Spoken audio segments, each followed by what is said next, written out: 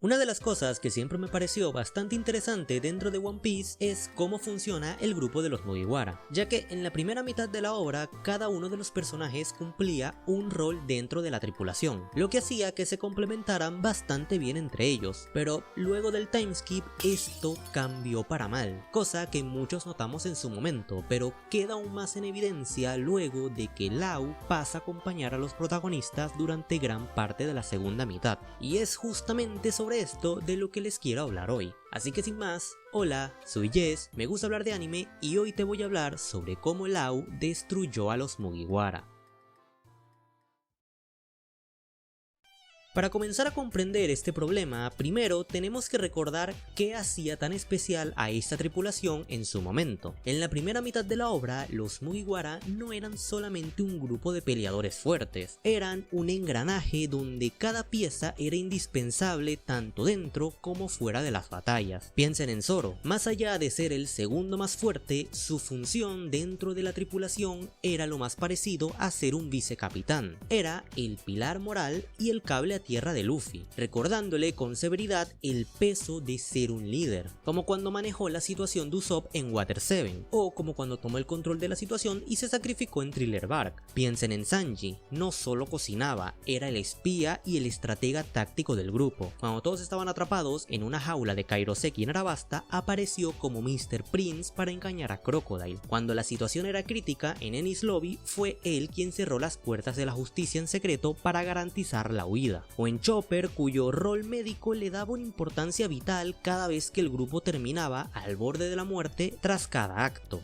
Había un equilibrio bastante bueno, cada miembro cumplía su función más allá de las batallas, lo que hacía que rara vez sintieras que alguno fue inútil o que sobraba, porque la propia trama muchas veces los obligaba a depender el uno del otro para triunfar. Pero entonces llegamos al nuevo mundo, ocurre el timeskip y Oda decide cambiar bastante el ritmo de la obra. Las sagas ya no son aventuras individuales de isla en isla, ahora son conspiraciones geopolíticas gigantescas para vencer a los Yonko, y en ese escenario, específicamente en Punjab, es donde entra Trafalgar Law. Law no se convierte en un compañero secundario como podrían ser Rebeca o Pedro, él pasa a ser un aliado directo que acompaña a los Mugiwara durante muchos capítulos, y es aquí donde empiezan a notarse los problemas de esto. Law por sí solo es un personaje demasiado completo, es capitán de su propia tripulación, es alguien serio, inteligente, estratega, médico, espadachín, con una fruta rotísima, un buen diseño y con uno de los mejores y más trágicos pasados de la obra. Este tipo tiene todo el potencial para ser un protagonista o como mínimo un coprotagonista de cualquier obra, y cuando añades a una bomba de este calibre en un grupo complementario como los Mugiwara, terminas asfixiando las sinergias y los roles ya establecidos de los personajes. Zoro es uno de los que más se vio afectado por la introducción de Law. Su rol de ser esa persona que aportaba seriedad y le ponía los pies en la tierra a Luffy se fue diluyendo bastante rápido desde que Law puso un pie en el barco. Ya para Dressrosa se convirtió en el mismo Zoro que tenemos hasta día de hoy, alguien que prácticamente no tiene diálogos importantes, aparece para farmear un edit en TikTok de cómo corta algo y poco más. Y en parte esto fue a raíz de que Law pasó a ocupar ese puesto de personaje serio dentro del grupo, y esto es muy triste porque justamente los mejores momentos de Zoro no es cuando le gana al más moreno del grupo enemigo, sino cuando aportaba esa visión más realista y lógica a la tripulación. Y esto no es culpa de Law,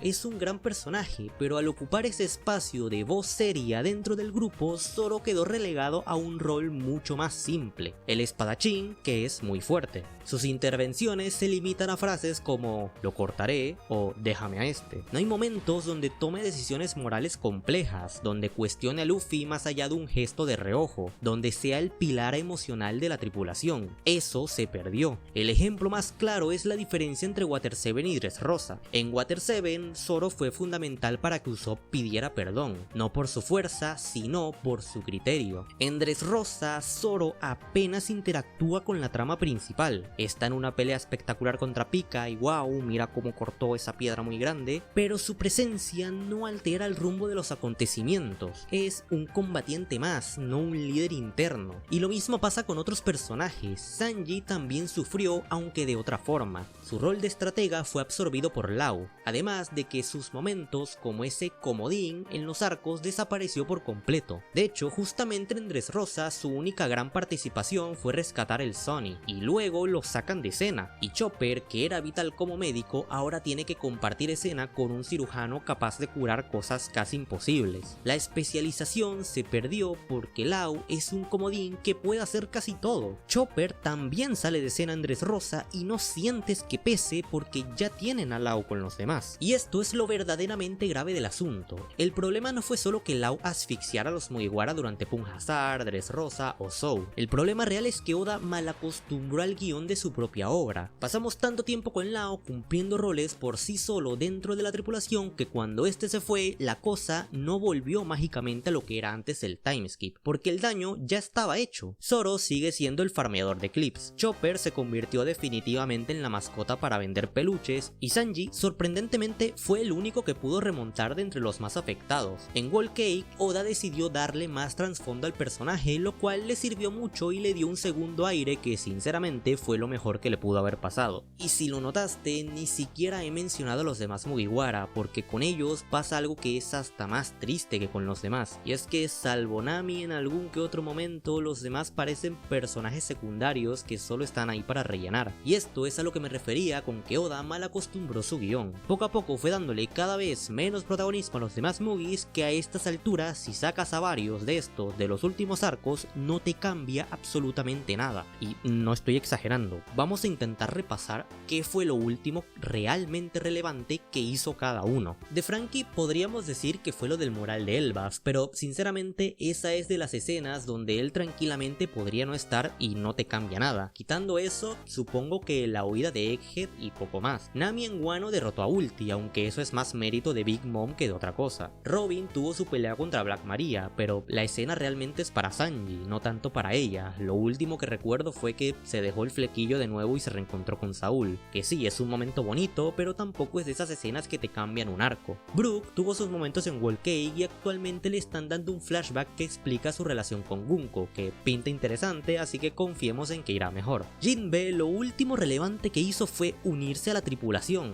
Luego de eso, su papel ha sido totalmente secundario. De hecho, el personaje hasta parecía más interesante cuando no era parte de los Mugiwara. Y con Usopp, bueno, él aún respira, supongo. Y esto es algo preocupante, que el 70% de tu grupo protagónico se sienta tan vacío actualmente es un problema bastante grave. El abandono de estos personajes por parte de Oda ha causado que cuando estos aparecen, una parte del fandom sienta que la obra es hasta más aburrida. Y es algo comprobable, solo hay que ver cuáles son los picos de calidad más grandes de los últimos arcos. El flashback de God Valley, el pasado de Kuma, las peleas de Gar contra Okiji, Lao contra Barba Negra, incluso en Wano con el flashback de Oden. Todos esos momentos son muy disfrutables y coinciden en una cosa: los Mugiwara no aparecen. Sé que parece que estoy siendo muy duro con todo esto, pero es que realmente da mucha pena el cómo se han ido trabajando estos personajes a lo largo del timeskip, más que todo si los comparamos con los momentos que llegaban a tener en la primera mitad de la obra. Y esto no es ser un nostalfan, es ver una realidad dentro de la obra. Solo mira lo que le han hecho al personaje de Usopp. Antes tenía sus momentos en Arabasta, en Water 7 o en Thriller Bark, pero ahora no hace absolutamente nada. Pasó de ser un personaje al que le tenía muchísimo cariño a generarme bastante rechazo, porque ha tenido cero desarrollo y cero importancia desde hace años. Y no exagero, la última vez que Usopp hizo algo relevante en un arco, Obama